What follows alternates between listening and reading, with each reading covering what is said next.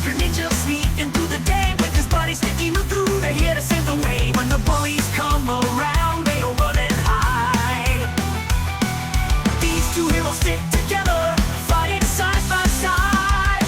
Stinka Ninja, Stinka Ninja, Sticky Magoo, Sticky Magoo. They are the heroes that we need when we don't know what to do. Stinka Ninja, Stinka Ninja, Sticky Magoo, Sticky Magoo. Friends forever, brave and true. Stinker's got his ninja moves, silent as can be. Stinky's got the magic goose, sets the good guys free. Different kids with different powers, but they work as one. Standing up for what is right until the day is won. Standing up for what is right until the day is won. Who's gonna help us? Stinka Ninja. Who's gonna save the day? Sticky Magoo. Who shows us friendship? Off to go. Find our ninja, Sticky Magoo. The best of friends, through and through. When you're feeling down and blue, they'll be there to help you too. Stinka Ninja and Sticky Magoo.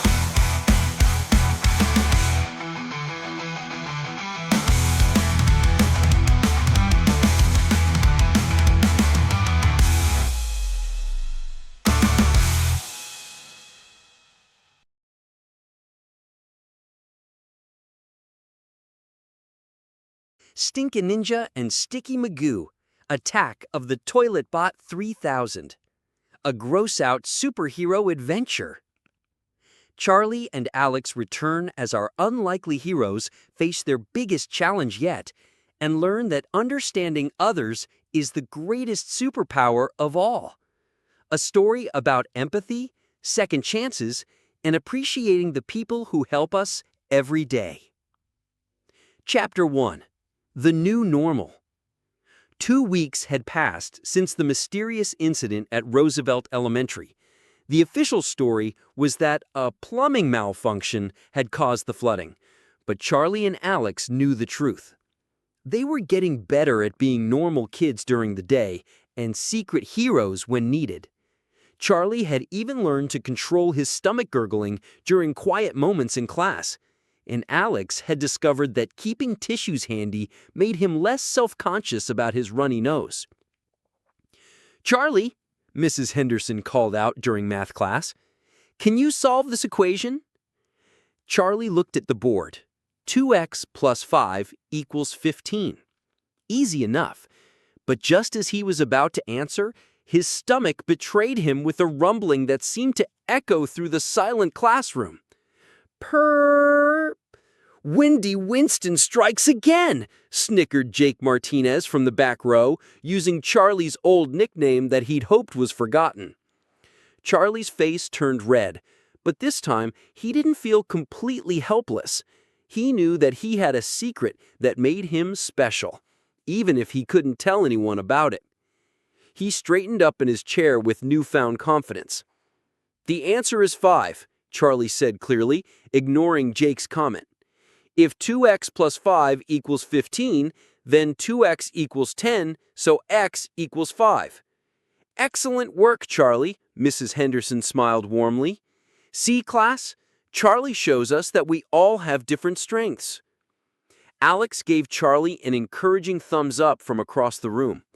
Their friendship had grown stronger since discovering their secret identities, and they looked out for each other more than ever. Chapter 2. The Janitor's Revenge. Mr. Grimbaldi, the janitor, was having the worst month of his career. Ever since the plumbing incident, he'd been working overtime to clean up mysterious slime, strange odors, and what looked like spider webs made of he didn't want to know what. 30 years I've been cleaning this school, he muttered, mopping up a suspicious green puddle near the gymnasium. 30 years of other people's messes, and what do I get? More messes. He'd always been a bit grumpy, but lately he'd gotten downright bitter. Kids avoided him in the hallways as he pushed his janitor's cart, muttering about disgusting children and gross habits. His cart squeaked with each step, announcing his approach like a warning bell. What nobody knew was that Mr. Grimbaldi had found something in the basement after the flooding. A strange piece of technology that looked like it belonged in a toilet factory. It had strange wires, blinking lights, and what appeared to be an instruction manual written in symbols he couldn't understand. 30 years, he repeated to himself as he examined the device in his cluttered janitor's closet. 30 years of "Thank you, Mr. Grimbaldi," and "Sorry about the mess, Mr. Grimbaldi." But do they really mean it? Do they really care? He looked at his reflection in the closet's cracked mirror. His hair had gone gray from stress, his uniform was permanently stained despite his best efforts, and his eyes looked tired, so very tired. If kids want to be disgusting, he said to himself, connecting wires to the mysterious device, I'll show them what real cleaning looks like. Chapter 3. The Bully Factory. During lunch, Charlie and Alex sat with their new friends, Trent, Brenda, and a few other kids who'd started being nicer after the plumbing incident. The cafeteria buzzed with typical lunchtime chatter and the clatter of trays. "You know what's weird?" Trent said, biting into his peanut butter and jelly sandwich. "I used to think being mean made me cool, but those heroes last week, they were cool because they helped people." "Yeah," agreed Brenda, picking at her chicken nuggets. "I was so scared that day, but they saved everyone, even the kids who were mean to them. That's real courage." Charlie and Alex exchanged a secret look across the table. It felt good to know their heroics had made a real difference in how their classmates thought about kindness and bullying. "I've been thinking about that too," added Marcus, a quiet kid from their grade. "Those heroes didn't seem angry or mean. They just wanted to help. Maybe that's what real strength looks like." That's when they heard the screaming from the hallway. "Help! Help! There's a robot in the basement!" Principal Martinez burst through the cafeteria doors, his usually neat hair disheveled and his suit jacket soaking wet. His face was pale with panic, and he was breathing heavily as if he'd been running. "Everyone stay calm," he announced, though he clearly wasn't calm himself. His voice cracked slightly as he tried to project authority. "There's been a situation in the basement. We need to evacuate the building immediately." The cafeteria erupted in confused chatter and worried murmurs. Charlie and Alex felt their stomachs drop, not from gas or sneezing, but from the familiar feeling that their city needed them again. Chapter 4. The Toilet Terror Returns. But before anyone could move toward the exits, the cafeteria doors burst open with a tremendous crash. A massive robot stomped in, even bigger and more intimidating than the one from 2 weeks ago. This one was made entirely of toilet parts, plumbing fixtures, and cleaning supplies, but it had clearly been upgraded. "Attention, filthy humans!" it announced in a voice that sounded suspiciously like Mr. Grimbaldi's, but amplified and mechanically distorted. "I am ToiletBot 3000, version 2.0. I have returned to finish the job." The robot began spraying industrial-strength cleaning solution everywhere. The chemical smell was overwhelming, making kids cough and run for the exits. Tables and chairs scattered as students scrambled to get away from the advancing machine. Stinka Ninja and Sticky Magoo, heroes. "This school is a mess," ToiletBot 3000 continued, its mechanical arms sweeping cafeteria trays aside. "Sticky fingers, runny noses, and worst of all, farting children. I will clean you all up permanently." The robot's eyes glowed red as it scanned the room, targeting the messiest areas with precision cleaning attacks. It had multiple spray nozzles, extending mechanical arms, and what looked like a giant toilet plunger cannon mounted on its shoulder. Charlie and Alex knew they had to act fast. They could see the terror in their classmates' faces, including their new friends who were huddled together near the lunch line. "Meet you at the usual place?" Charlie whispered urgently to Alex as they crouched behind an overturned table. "You bet," Alex replied, then sneezed nervously. A small booger hit the floor with a splat, and both boys looked at it with new understanding. Their gross abilities weren't embarrassing anymore. They were their superpower. Chapter 5. Suiting Up. The boys raced through the emergency exit and sprinted toward Charlie's house, their hearts pounding with adrenaline and determination. The familiar route felt different now. They weren't running away from embarrassment, but toward their destiny as heroes. The magical bunk bed was ready for them when they burst into Charlie's bedroom, lights already flashing in urgent patterns. The room seemed to pulse with energy, responding to the crisis. "Emergency protocol activated," announced Uncle Stinky's voice through the bed speakers, sounding more serious than ever. "Toilet Bot 3000 has been upgraded. New threat level, maximum gross. Heroes, you must be prepared for advanced countermeasures." Charlie and Alex quickly changed into their costumes, but this time the transformation felt deeper. The suits seemed to mold their bodies more perfectly, and they could feel their powers strengthening with their growing confidence. "The robot has studied your previous battle tactics," Uncle Stinky's voice continued as they suited up. "It has developed specific defenses against stink attacks and web-based maneuvers. You'll need to work together in new ways." "Ready, partner?" Stinka Ninja asked, adjusting his gas mask and checking his utility belt of stink bombs. "Let's go save our school, and maybe we can save Mr. Grimbaldi too." As they prepared to leave, both heroes realized something important. They weren't just fighting a robot. They were trying to help a person who felt forgotten and unappreciated. This mission would require not just their powers, but their hearts. Chapter 6. The Upgraded Enemy. School Battle Scene. By the time they returned to Roosevelt Elementary, Toilet Bot 3000 had taken over the entire building. Students and teachers were trapped in classrooms while the robot patrolled the halls like a mechanical prison guard, spraying everything with heavy-duty sanitizer. "I will make this school spotless," it declared, its voice echoing through the empty corridors. "No more messes, no more germs, no more disgusting children. Everything will be clean and perfect."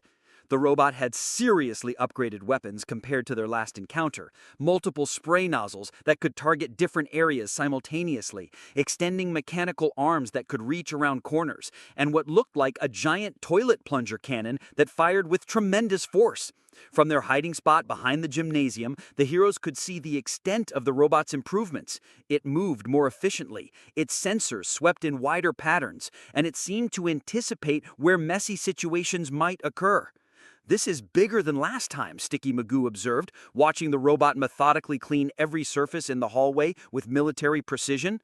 "Look at those new attachments. It's like a cleaning army in one machine." "Yeah, but we're better too," Stinka Ninja replied with determination. "We know how to work together now, and more importantly, we understand what we're really fighting." They watched as the robot cornered a group of first graders who had been hiding in the library. The little kids were terrified, crying and hugging each other as the mechanical monster approached with its sanitizing sprayers. "We have to help them," both heroes said at exactly the same time, their shared sense of justice overriding any fear. Chapter 7. The Gross Out Rescue. Stinka Ninja and Sticky Magoo burst onto the scene just as Toilet Bot 3000 was about to spray the first graders with its super sanitizer setting. The children's faces lit up with hope when they saw their heroes arrive. "Not so fast, Buckethead," Stinka Ninja called out, striking a confident pose. The robot spun around with mechanical precision, its red sensors focusing on the two heroes. Steam hissed from its joints as it recognized the threat. "You again?" it roared, its voice mixing Mr. Grimbaldi's frustration with digital distortion. "I have been upgraded specifically to handle your disgusting abilities. My new filtration systems can neutralize any odor, and my dissolving solution can break down any organic webbing." "We've been upgraded too," Sticky Magoo grinned, then shot a web line to swing the first graders to safety behind the circulation desk. The children cheered as they were whisked away from danger. The robot immediately launched its plunger cannon at them, but Stinka Ninja was ready. He used a controlled fart blast, more focused and powerful than before, to deflect the plungers, sending them spinning back at the robot in a perfect arc. "Impossible!" ToiletBot 3000 exclaimed as its own weapons bounced off its armored hull. "My calculations show a 99.7% chance of success against your previous attack patterns." "That's where you're wrong," Stinka Ninja said confidently. "We're not the same heroes you fought before. We've learned something important." "What's that?" the robot's voice asked, and for a moment Mr. Grimbaldi's curiosity seemed to break through the mechanical anger. "We've learned that being different isn't just okay, it makes us stronger.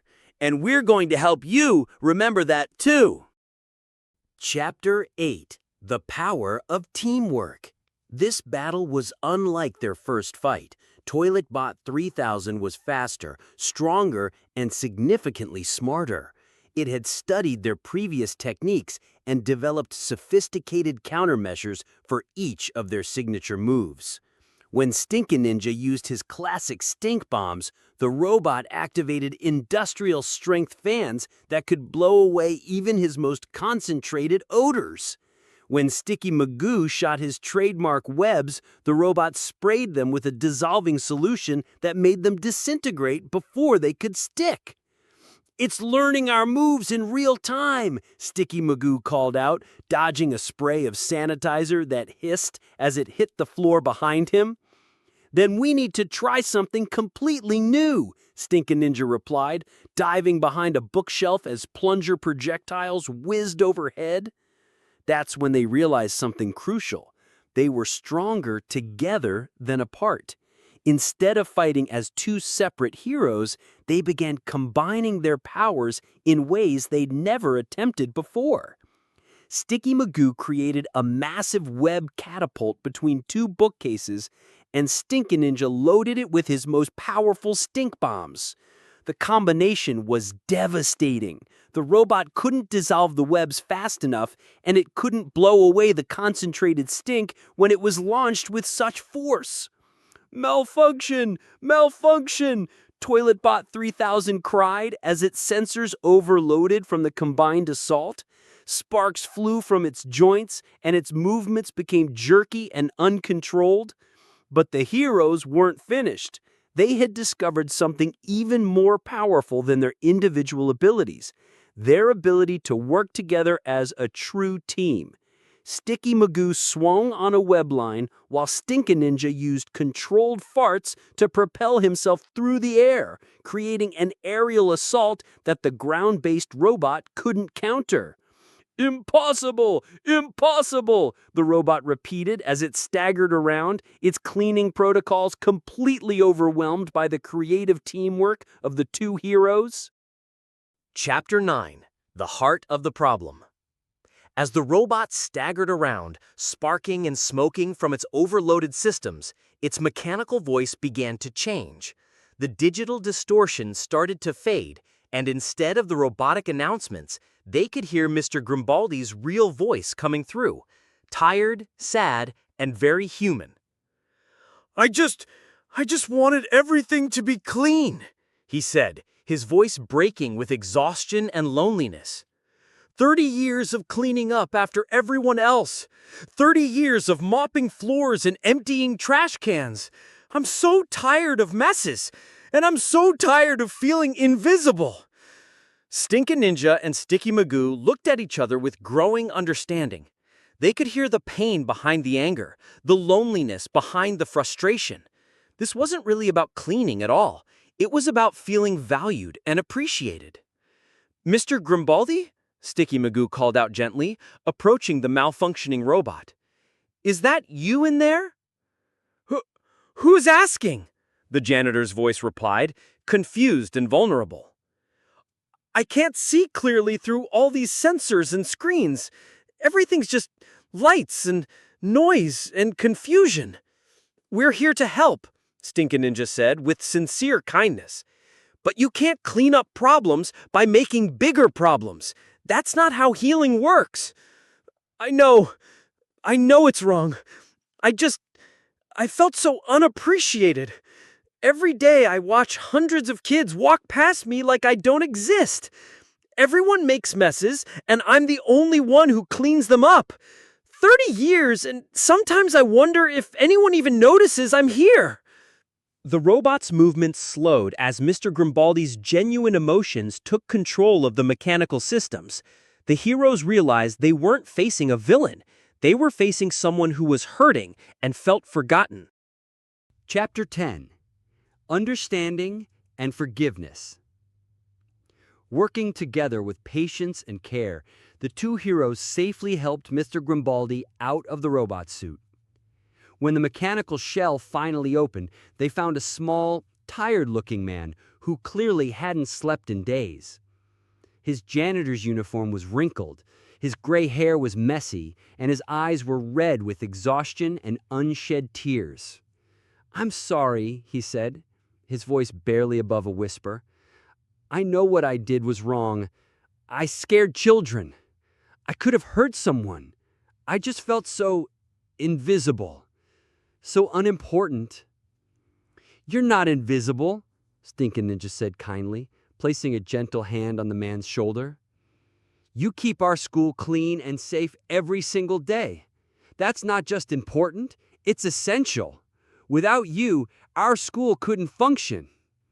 "Really important," Sticky Magoo added with sincere warmth. "Heroes come in all shapes and sizes, Mr. Grimbaldi. You're a hero too. You just forgot for a while." The students and teachers who had been hiding throughout the building began to emerge from their classrooms and hiding spots.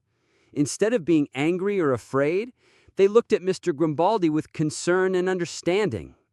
Word had spread about what the heroes had said, about feeling invisible and unappreciated. "Mr. Grimbaldi," said Mrs. Henderson, stepping forward from the group of teachers, "we had no idea you felt this way. We're sorry if we didn't show you how much we appreciate everything you do for us." "From now on," announced Principal Martinez, his voice firm with resolution, "we're going to have a weekly Custodial Appreciation Day to thank Mr. Grimbaldi for everything he does.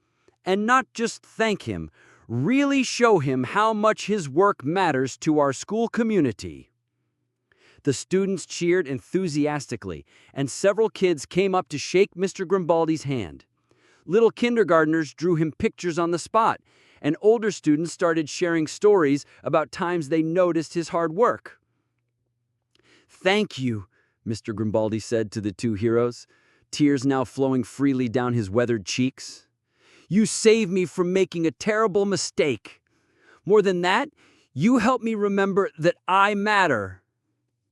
"Everyone deserves a second chance," Stinka Ninja replied, with wisdom beyond his years.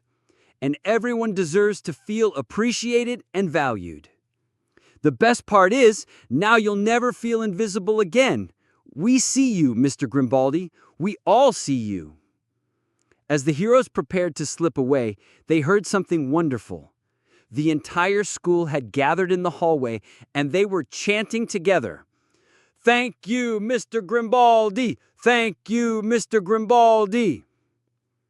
The janitor stood in the center of it all, overwhelmed by the outpouring of appreciation he'd never experienced before.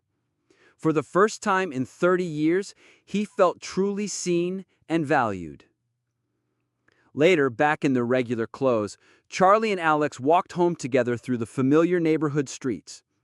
The setting sun painted everything in warm, golden light. "You know what I learned today?" Charlie said thoughtfully. "What?" Alex asked, genuinely curious. "Sometimes the real bullies are just people who feel hurt and forgotten. Mr. Grimbaldi wasn't really bad. He was just sad and lonely.